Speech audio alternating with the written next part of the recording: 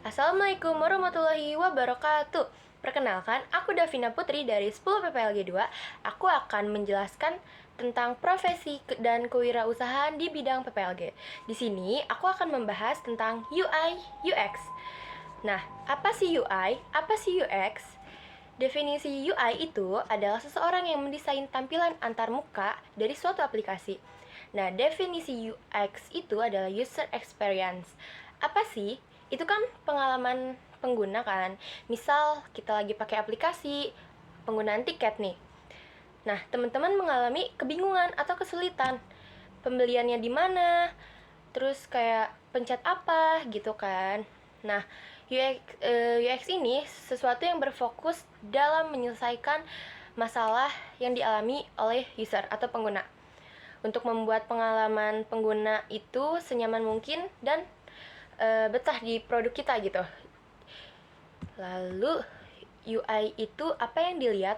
Kalau kita melihat UI itu apa sih yang harus kita perhatian dulu? Jadi kayak kalau di aplikasi itu warnanya, warna desainnya gitu kan, terus penyusunan tipografinya, tapi seluruh pengalaman yang kita rasakan itu UX gitu. Jadi pengalaman pengguna itu semuanya di UX.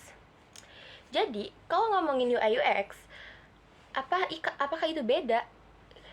UI UX itu juga nggak bisa dibilang beda, lalu gak bisa dibilang sama, karena UI itu ada di dalam UX. Nah, UX yang baik biasanya ditunjang juga oleh UI yang baik. Kalau UI yang jelek, gimana menghasilkan pengalaman pengguna yang bagus gitu. So, kalau kalian mau belajar UI UX gitu, kalian bingung mulai dari mana? Kalau menurut aku, kalian itu mulai pertama itu dari UI. Kenapa?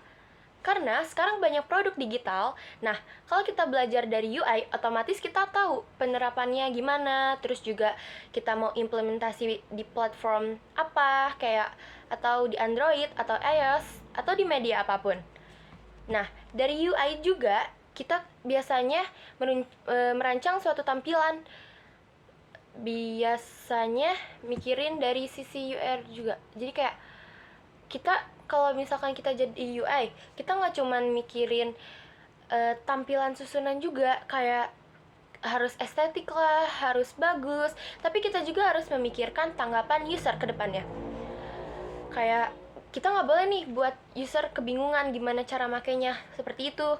Jadi kita yang mendesain UI itu kita nggak boleh memedulikan cuman keestetikanya aja gitu. Jadi kita juga harus memedulikan pengguna yang akan menggunakan aplikasi ini, mereka kebingungan atau gimana gitu. Setelah belajar, jadi kalau ngomongin UI UX itu saling berkaitan, ya iya, tapi nggak sepenuhnya sama gitu. Setelah belajar UI dari itu, teman-teman udah tahu kan, jadi kayak UI itu gimana sih ukurannya biar bagus kayak gimana, terus elemen-elemen yang dibutuhkan kayak warna, elemen-elemennya tuh yang dibutuhkan dalam UX tuh kayak UI itu kayak gimana. Kayak misalkan kalau kalian udah belajar UI itu kayak warna merah biasanya dijadiin sebagai error, kebanyakan kayak gitu kan. Lalu kayak warna hijau itu menandakan sukses gitu. Dari situ teman-teman udah belajar UI. Jadi kalau kalian masih bingung mau belajar dari UI UX dari mana, mulai dari mana? Mulai dari diri sendiri. Enggak sih. Mulai dari UI. Tapi kalian harus ini loh, kalau kalian emang bingung juga kan, kata aku kan tadi belajar dari UI. Tapi sebelum belajar dari UI, kalian harus meniatkan diri kalian dulu. Itu sih paling penting. Lalu setelah kalian mengerti tentang UI, update skill kalian ke UX gitu. So, pembahasan kali ini tentang UI UX cukup sekian dari aku. Terima kasih, maaf kalau ada kata-kata yang kurang mengenakan atau kurang difahami.